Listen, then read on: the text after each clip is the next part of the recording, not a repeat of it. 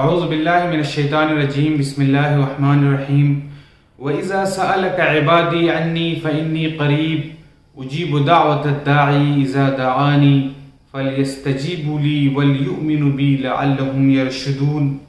اور جب میرے بندے میرے بارے میں آپ سے سوال کریں، پوچھیں تو بے شک میں قریب ہی ہوں، ہر پکارنے والے کی پکار کا جواب دیتا ہوں۔ جب وہ مجھے پکارے تو انہیں چاہیے کہ میری پکار پر لبیک کہیں، میرا حکم مانیں اور مجھ پر یقین رکھیں، شاید کہ وہ راہ راست پا سکیں گے۔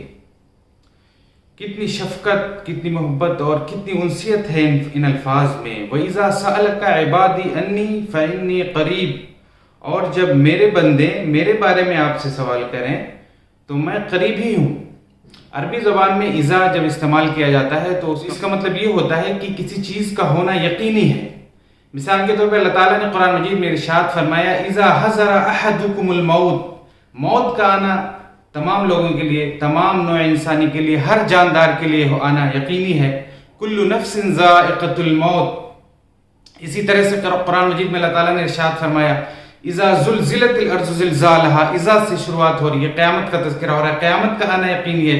اذا السماء انشقت، اذا السماء انفطرت، اور اسی طرح سے سورہ کہف میں ارشاد فرمایا وَتَرَى الشَّمْسَ إِذَا طَلَعَت تَزَاوَرُ عَنْ كَهْفِهِمْ ذَاتَ الْيَمِينِ وَإِذَا غَرَبَتْ تَقْرِضُهُمْ۔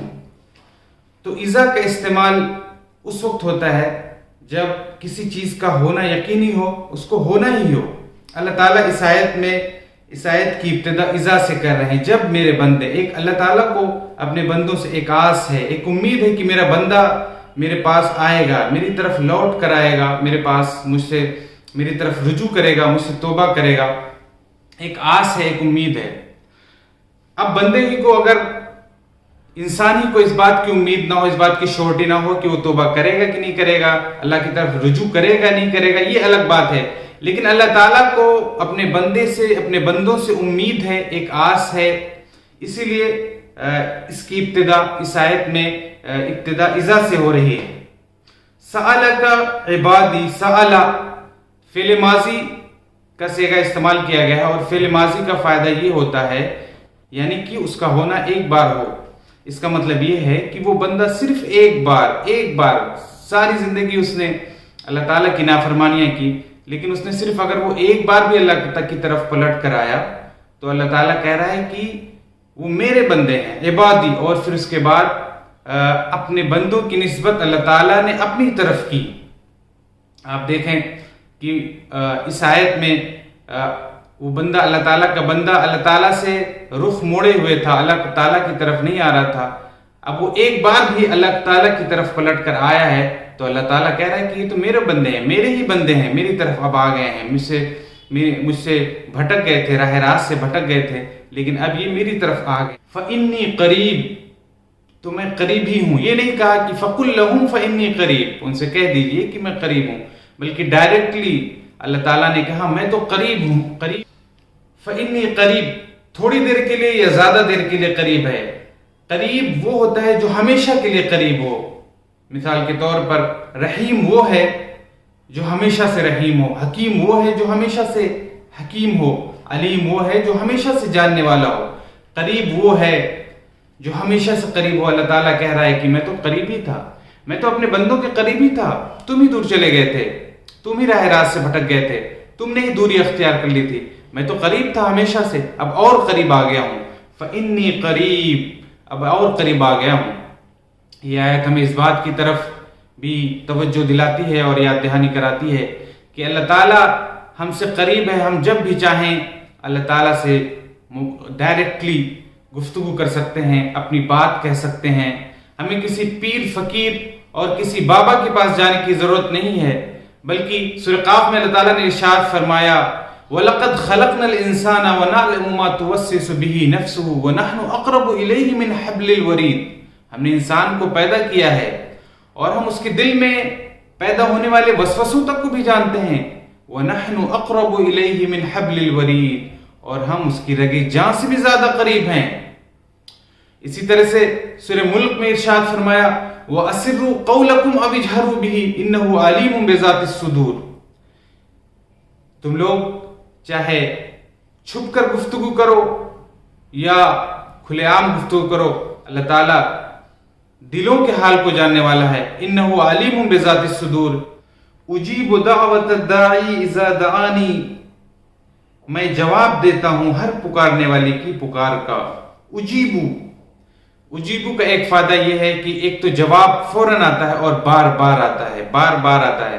اللہ تعالیٰ سے ہم نے ایک بار رزق مانگا تھا، لیکن وہ رزق دیے جا رہا ہے، تمام عمر رزق دیے جا رہا ہے۔ ہم نے صرف اللہ تعالیٰ سے صحت کے لیے ایک بار بات کی تھی، ہم نے صحت کے لیے ایک بار دعا کی تھی، اللہ تعالیٰ صحت دیے جا رہا ہے، ہر آن، ہر لمحہ، ہر پل ہماری نگہبانی، ہماری نگرانی کیے جا رہا ہے۔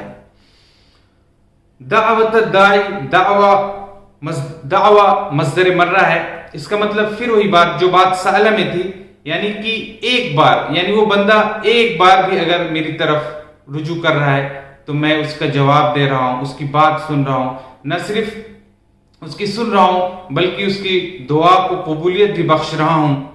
اس نے صرف ایک دفعہ پکارا تھا، صرف ایک دفعہ پکارا تھا، اور پکارنے والا کوئی بھی ہو سکتا ہے، کوئی کافر بھی ہو سکتا ہے، کوئی فاسق بھی ہو سکتا ہے، کوئی مومن و مسلم بھی ہو سکتا ہے، کوئی تہجد گزار بھی ہو سکتا ہے، کوئی مشرک اور ملحد بھی ہو سکتا ہے، کوئی بھی پکار سکتا ہے۔ اللہ تعالیٰ ہمیشہ سے اپنے ہر بندے کے قریب ہے۔ الداعی لام تعریف کے ساتھ استعمال کیا گیا ہے، اس کا مطلب یہ ہے کہ اللہ تعالیٰ ہر فرد کو، ہر شخص کو، ہر پکارنے والے کو، ہر سائل کو، ہر درخواست گزار کو اللہ تعالیٰ پرسنلی، ذاتی طور سے جانتا ہے۔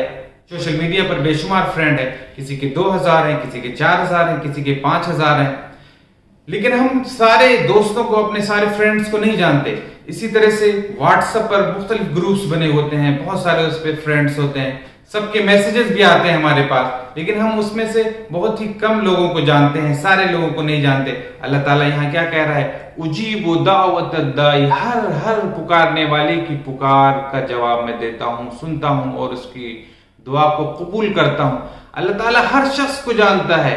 دنیا جب سے قائم ہوئی، روز ازل سے روز ابد تک تمام انسانوں کے دلوں کے حال کو جاننے والا ہے، تمام انسانوں کی پکار کا جواب دینے والا ہے، ہر شخص کے دل سے باخبر۔ فَلْيَسْتَجِيبُوا لِي وَلْيُؤْمِنُوا بِي لَعَلَّهُمْ يَرْشُدُونَ، تو انہیں بھی چاہیے کہ میری پکار پر لبیک کہیں اور میرا حکم مانیں۔ یہ ایک طرفہ معاملہ نہیں ہے بلکہ دو طرفہ معاملہ ہے۔ اللہ تعالیٰ نے ارشاد فرمایا فَاذْكُرُونِي أَذْكُرْكُمْ، تم مجھے یاد رکھو میں تمہیں یاد رکھوں گا، تم میرا شکر ادا کرو میں تمہاری قدردانی کروں گا، تم میری طرف چل کر آؤ میں تمہاری طرف دوڑ کر آؤں گا۔ ان تنصروا اللہ ینصرکم، اگر تم اللہ کی مدد کرو گے تو اللہ بھی تمہاری مدد کرے گا۔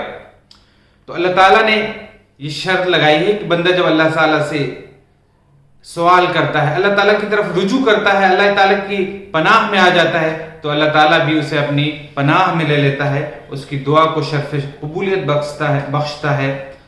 لعلہم یرشدون، اور شاید کہ وہ راہ راست پالیں۔